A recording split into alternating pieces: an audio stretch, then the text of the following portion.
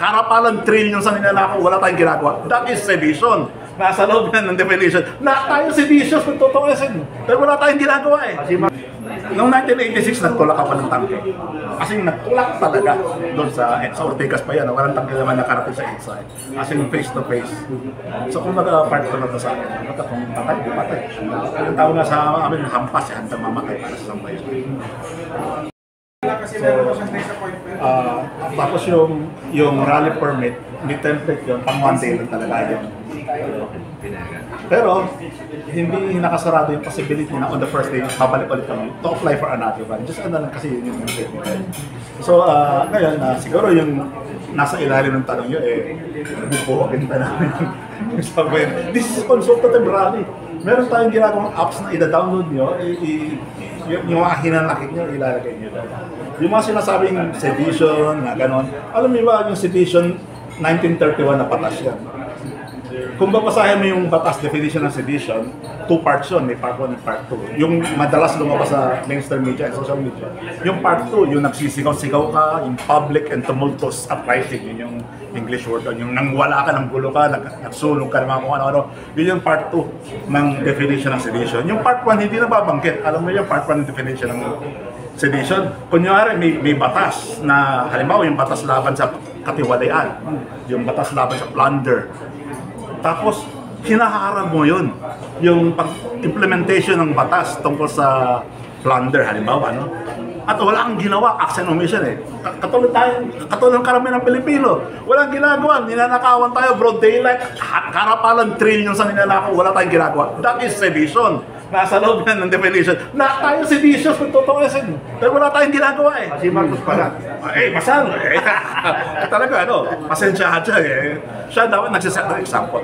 By the way, mga Marcos kami ha? Oo. Marcos, Tryhard Marcos loyalist. Yun, dala ko, Marcos. Yan ano, baka sabihin eh, pinapresula. Yes sir. Ang pinasuhan niya si Congressman Barzaga for rebellion and sedition. Bakit sir? Bakit ka?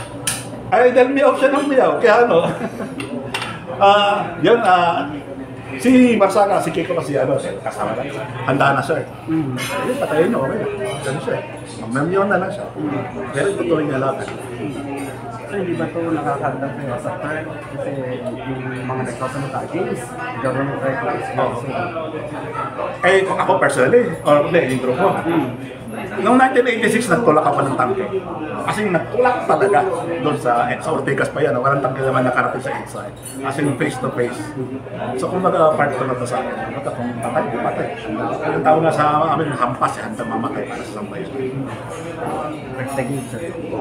Sir, ito hindi pa ko number. Yes, sir. 0906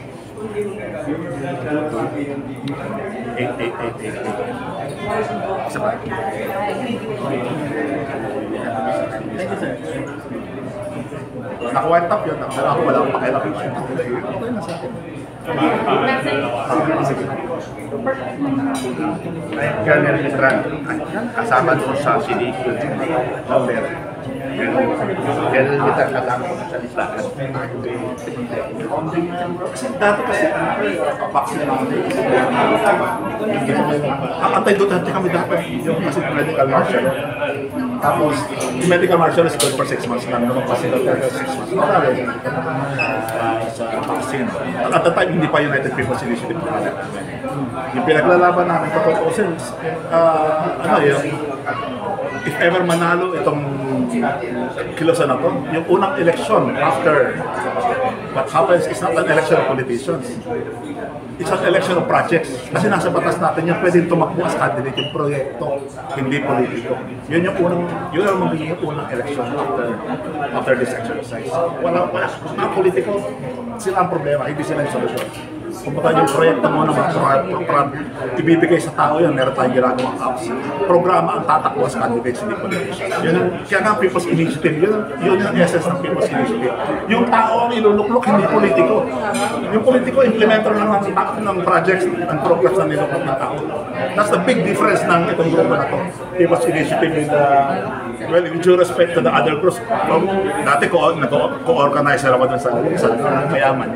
Pero sabi ko, wala politiko. May mga manok kayo eh. Gusto nyo iluklok to. Gusto nyo sisipain to, tapos ganun din yung ipapat.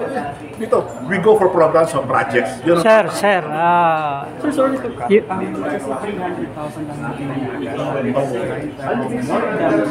more or less 100,000. And in fairness, nag-issue ng permit. Gumawa siya ng sukat. Sabi niya, ito yung, yung square meters ng pwede nilang ibigay. Tapos nag-estimate sila, kunyari 1 meter apart yung lang.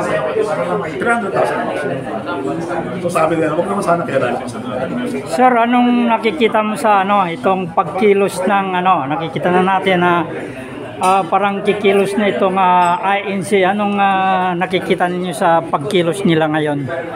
Okay, Yung participation, yung atin naman sa EDSA, anong yung sumuporta sa ICC, wag rin kayo mag-alala dahil katulad ninyo, mahal-mahal na nila mga pamilya nila. Pero yung iba doon dahil syempre religious handa silang manabot sa Diyos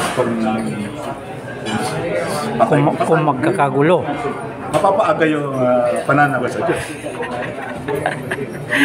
Maraming salamat, sir.